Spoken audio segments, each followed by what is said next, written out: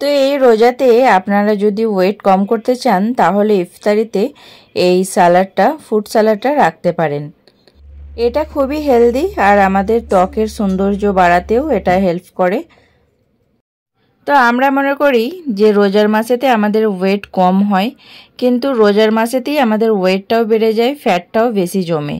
কেননা আমরা সারাদিন শুকানোর পর ইফতারে বেশিরভাগ তেলে ভাজা জিনিস এসবই খেয়ে থাকি, সেই কারণেই আমাদের ফ্যাটটা বেড়ে যায় আর পেটের অন্যান্য শরীরের অন্যান্য অংশ থেকে আমাদের পেটটা বেশি বেড়ে যায়।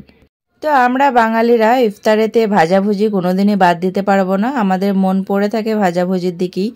তো যতটা পারবেন কম খাবেন, আর তার সাথে যদি আমরা এরকম একটা হেলদি ফ্রুট স্যালাড রাখতে পারি তাহলে কিন্তু খুবই উপকার হবে, আমাদের ওয়েটটা কম হবে আর এই ফ্যাটটা, যে এক্সট্রা ফ্যাট জমে সেটা কিন্তু কমাতে সাহায্য করবে। তো চলুন তাহলে আমি কিভাবে স্যালাডটা বানিয়েছি সেটা সবার সাথে শেয়ার করব। আর আমি এখানে কি কি ফ্রুটস নিয়েছি সেটাও সবাইকে একবার বলে দিই। আমি এখানে খেজুর নিয়েছি কুচি করে, তারপর নিয়েছি অরেঞ্জ নিয়েছি, তারপরে অ্যাপেল, শসা, পেঁপে, আর নিয়েছি আঙুর, আর হাফ কলা নিয়েছি। তো প্রথমে এখানে আমি একটা বাটি নিয়ে নিয়েছি। তারপর আমি কিছু পরিমাণ টক দই দিয়ে দেব। টক দইটা আমি মেপে দিইনি, আমার এখানে 500 প্যাকেট থেকে আমি আন্দাজ মতোই নিয়েছি, আপনারা যেরকম খেতে পারবেন তেমন হিসেবে বানাবেন। তো এবার আমি এর ওপরেই ওই কেটে রাখা ফ্রুটসগুলো সব দিয়ে দেব।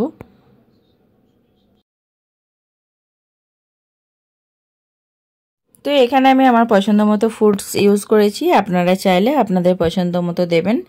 আর এখানে স্ট্রবেরিটাও ইউজ করতে পারেন, স্ট্রবেরিটা দিলেও ভালো হয়, আমার কাছে তখন ছিল না বলে আমি দিতে পারিনি। আর অ্যাপেলটা আর খেজুরটা কিন্তু দিতেই হবে, অ্যাপেলটা আর খেজুরটা দেওয়ার কারণে টেস্টটা আরও বেড়ে যায়। সব ফ্রুটসগুলো দেওয়া হয়ে গেছে, এবার আমি চিয়া সিড ভিজিয়ে রেখেছিলাম সেটা এবার দিয়ে দেব। এটা আপনারা 4-5 ঘন্টা আগে ভিজিয়ে রাখতে পারেন, আবার ওভারনাইটও রাখতে পারেন। তো আমরা সবাই জানি যে এই চিয়া সিড আমাদের শরীরের পক্ষে কতটা উপকারী। তো এমন কোনো গুণাগুণ নেই যে এই চিয়া সিডের মধ্যে নেই। তো এর গুণাগুণ বলে শেষ করা যাবে না, তো তার জন্যই নাম দিয়েছি, এর নাম হচ্ছে সুপারফুড। তো এই চিয়া সিডটা আগে আমি সকালে উঠে খেতাম, আর রাত্রিরে জলের সাথে ভিজিয়ে রেখে সকালে খেতাম। এটাতেও অনেক উপকার আছে, আর ভাবলাম একটু অন্যরকমভাবে ট্রাই করা যাক। তো রোজার মাসটা তো সকালে খেতে পারবো না, তার জন্য আমি ইফতারের পরেই এটা খাই, তো ভাবলাম একটু অন্যরকম করে ট্রাই করা যাক। তো টক দইও আমাদের শরীরের পক্ষে অনেক উপকারী, রোজকের আমরা যদি একটু করে টক দই খাই তাহলে তো শরীরের পক্ষে প্রচুর উপকার।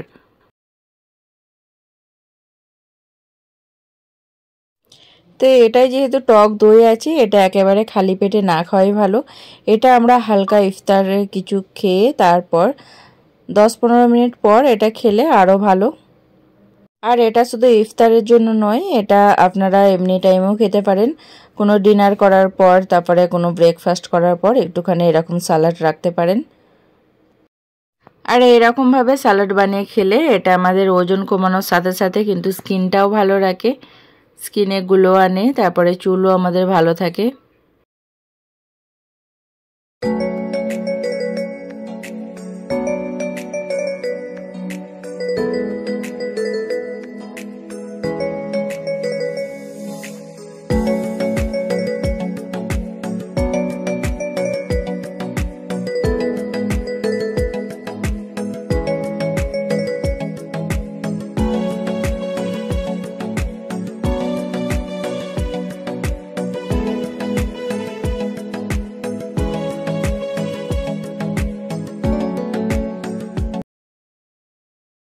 তো খুবই সিম্পল, আপনারা বাড়িতে সহজেই বানিয়ে নিতে পারবেন, আর আপনাদের পছন্দ অনুযায়ী ফ্রুটস দিতে পারেন।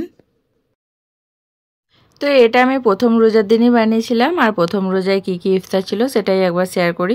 এখানে আমি মানে ভাজাভুজি বেশি কিছু রাখিনি, শুধু এক রকমেরই ভাজাভুজি ছিল, ওই সিঙ্গারা আর সিমুই ছিল, সিমুইটা বেশ ভালোই লাগে। আর এখানে সব ফল আর একটু আদা রেখেছি, আমার রোজা খোলার সময় আদা দিয়ে খুলতে বেশ ভালো লাগে।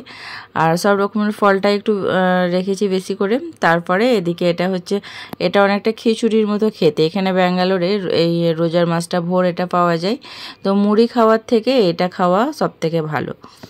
মুড়িতে কিছু নেই, মুড়ি খেলে ক্ষতিই হয়, তার থেকে এটা খিচুড়ির মতো বেশ ভালোই লাগে। আর এখানে একটু ছোলা আলু ভাজা আছে। আর ইফতারে আমি ভাজাভুজিটা খুবই কম রেখেছি। ভাজাভুজিটা যত পারবেন কম রাখবেন, আর বেশি রেখেছি নষ্টই হয়। আর এটা এই সব কিছুর মধ্যে এই পানিটা দেখি মন বেশি টানে। তো আজকে লেবুর শরবত বানাইনি, লেবু শরবতটাই খাওয়া হয়। আর এটা আজকে আমি খেজুর দিয়ে বানিয়েছি। খেজুর দিয়ে এই জুসটা বানালে খুবই ভালো লাগে।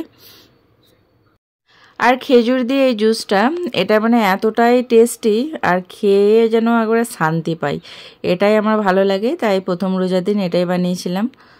তো রোজা খুলে তেমন কিছু খেতে ইচ্ছাও করে না, আর যতটা পেরেছি আমি কম করে রাখার চেষ্টা করেছি। ভাজাভুজি তো খুবই কম রেখেছি, কেননা ভাজাভুজি বেশি রাখা মানেই নষ্ট, আর বাসি করে খেতে ভালোও লাগে না আমাদের। তো রোজার মাসে যাই কিছু বানাই অল্প করেই বানাই, কেননা নষ্ট করে কোনো লাভ নেই।